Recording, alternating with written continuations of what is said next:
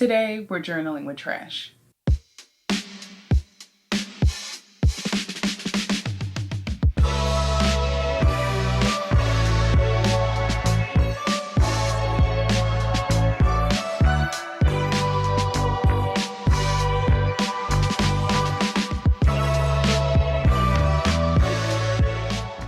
A little retail therapy here and there is okay, but after opening up your packaging, you're left with the biggest decision of a creative journaling artist's life, which is, should I keep the trash or should I throw it away? And today we are going to keep it. So I'm calling these 3 spreads the consumable goods spreads, which is inspired by the theme of our book, The Archivist, an anthology for creative journaling artists, which you can submit to if you'd like to feature your work, and details to submit is in the description below. So the first concept I'd like to talk about is my process of creating a design that complements my reclaimed materials. Once you have all your pieces in front of you, it can feel a little overwhelming because it's a hodgepodge of reclaimed materials. So the way that I get past that is by organizing them into distinct groups. And I like to group these materials based on color, graphic/text, and shape/texture. So what we're essentially doing is taking this mix of materials to create a kit, which will help you make decisions on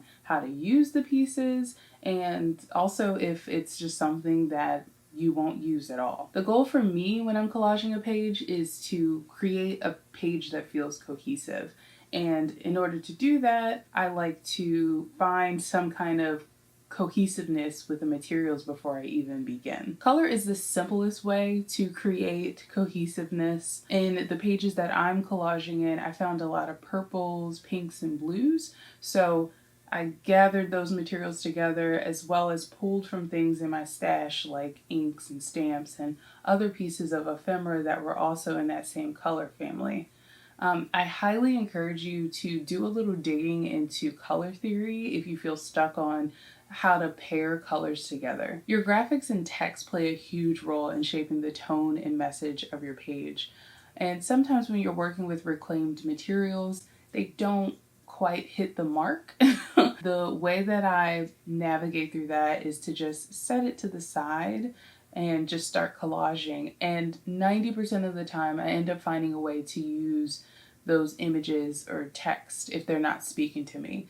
And it could be as simple as I enjoy or like the paper that an image is printed on. The backside might not have any printing on it, so I'll just flip it over and use that part as part of my layering. But in the case where I love the images and the text that I've collected, I just skip straight to thinking about layout. When it comes to shape and texture, I mean, you can cut, tear, rip anything into whatever shape you want, and there's plenty of tools to alter the texture of a material. But I like to first start my layout process by considering the shapes that the materials are already in. So if I find that most of my materials are a square or a rectangle, I'm more likely to start building a layout that complements that shape. Or if a lot of the materials are have a natural or raw edge or are already torn, I'm probably going to lean into that to create my layout. And as I said, you're going to end up altering every piece that you touch more likely. So don't let that, hold you from creating the thing that you want. But if you're starting from a place of not having a specific vision for your page, starting with working with the natural state of your materials is a good way to jumpstart your layout process. And this is how the first of my 3 layouts turned out after applying this concept.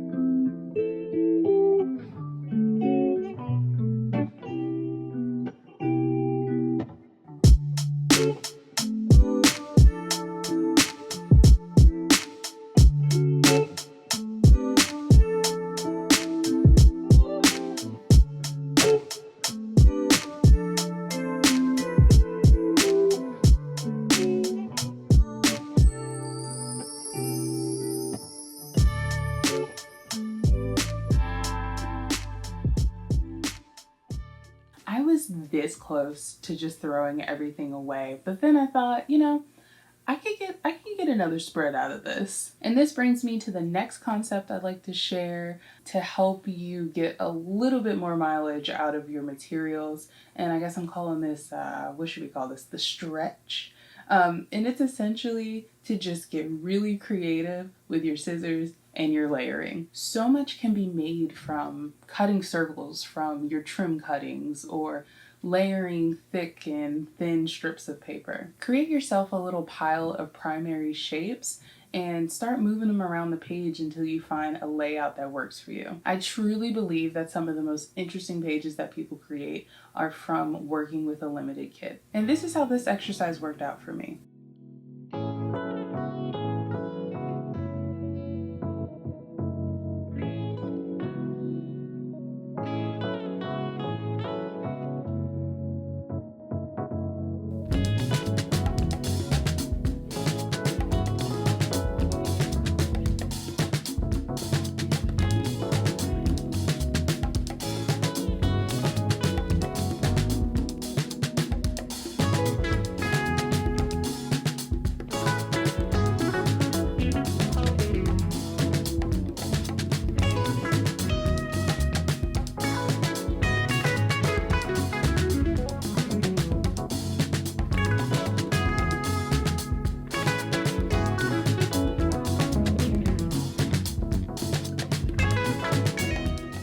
So I finished my 2 pages, I was ready to call it quits, and then I started scrolling on Instagram, and then I saw a post by the queen of scrapbooking, Sky Bambi, where she created vintage-inspired tape. And the process was essentially taking tape and using, I think she used ink dyes or alcohol-based dyes on the tape to create this really pretty wash. So I wasn't going to create tape, but I did have these vellum posted cards that I pulled out to complement my trash stash. And I had some watercolor. Did I use watercolor? I don't know. You guys will see in the video what I did. But I used some paint and swished it around and created this really interesting texture. So the last thing I want to share is to use your trash as an excuse to get experimental and try a technique that you had never tried before. So although I'm using this technique on Post-it notes, which is not trash, the Post-it notes are made of I'm calling them vellum, but I don't really think they are. But they have a glossy finish on both the front and back side. One is more matte than the other. Whatever material it's made out of, it's very similar to what you'll find on envelope windows, the windows on boxes, and also, obviously, some packing tape is made of that material too. And just by my willingness to be free and experiment with this idea, it led me to another idea on how I can incorporate my trash onto the page. And this is how it turned out.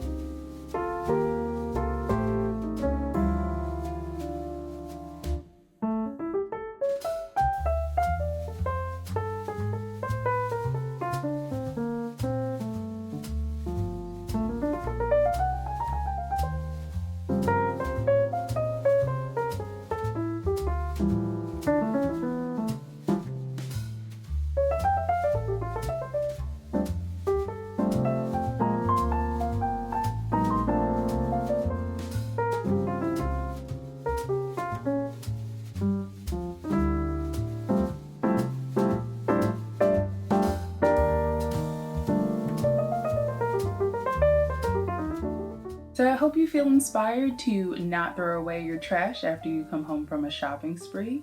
You know, make some art from the stuff of your everyday life and share that art with us. Submit to the archivist. Details on when, where, and how to submit are in the description below. And I hope you all have a wonderful week. I'll see you soon. Bye.